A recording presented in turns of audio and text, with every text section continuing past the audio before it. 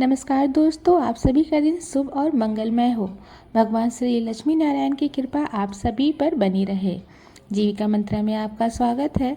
श्री पद्म पुराण के अनुसार एकादशी तिथि को भगवान श्री हरि का ही स्वरूप माना गया है। ऐसी मान्यता है कि एकादशी का व्रत रखने वाले भक्तों को फिर कोई और पूजा या उपवास करने की आवश्यकता नहीं रह जाती। इसे करने वाले प्राणी सभी प्रकार के सांसारिक सुखों को भोग कर अंत में भगवान श्री नारायण के धाम वैकुंठ लोक की प्राप्ति कर लेते हैं। और पाप मोचनी एकादशी, जो कि चैत्र मास के कृष्ण पक्ष की एकादशी होती है, मनुष्य के जन्म जन्मांतर के सभी पापों को जलाकर भस्म कर देती है।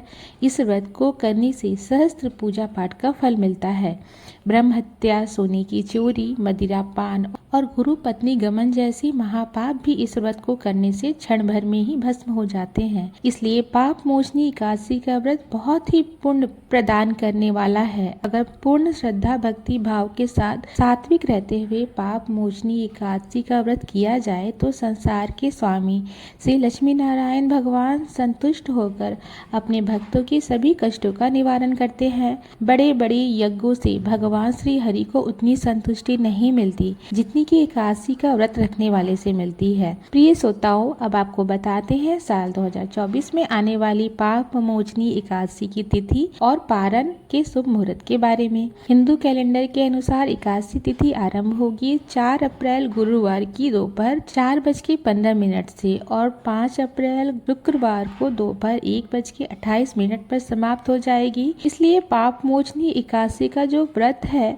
वह 5 अप्रैल गुरुवार को रखा जाएगा। सभी गृहस्थ जन या वैष्णव संप्रदाय के लोग भी इसी दिन उपवास रखेंगे। द्वादशी तिथि आरंभ होगी 5 अप्रैल शुक्रवार को दोपहर 1:29 से, जिसकी समाप्ति होगी 6 अप्रैल शनिवार को सुबह 10:19 पर। एकादशी का व्रत हमेशा शुभ मुहूर्त पर ही खोलना चाहिए, नहीं तो व्रत का पूर्ण फल प्राप्त नहीं होता। और एकादशी का व्रत का पारण करने से पहले आपको कुछ न कुछ जरूर दान देना चाहिए। एकादशी के व्रत का पारण सुबह 6 अप्रैल शनिवार को सुबह 6:17 से 9:25 के बीच अवश्य कर ले। ध्यान रखिए, द्वादशी तिथि समाप्त होने से पहले आपको व्रत का पारण कर लेना चाहिए।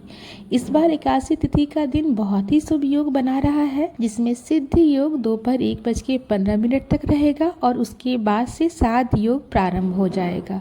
सिद्ध और साध योग में की गई पूजा पाठ या किया गया कोई भी खास उपाय जल्दी फलित होता है और भक्तों की जैसी मनोकामना होती है वह भी इस योग में पूजा पाठ करने से बहुत जल्दी पूरी हो जाती है। एकादशी का व्रत रखने वाले भक्तों को दशमी तिथि से ही व्रत के नियम का पालन करना शुरू कर देना चाहिए।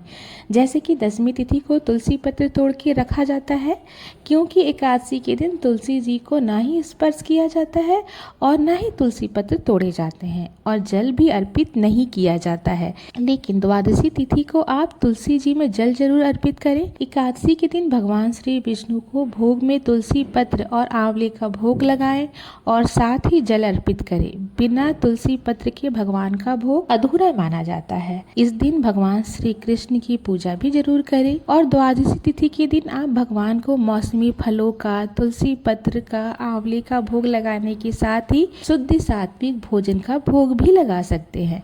इस दिन आप मीठे चावल का भोग भी भगवान को अर्पित कर सकते हैं और उसी को प्रसाद के रूप में ग्रहण भी कर सकते हैं।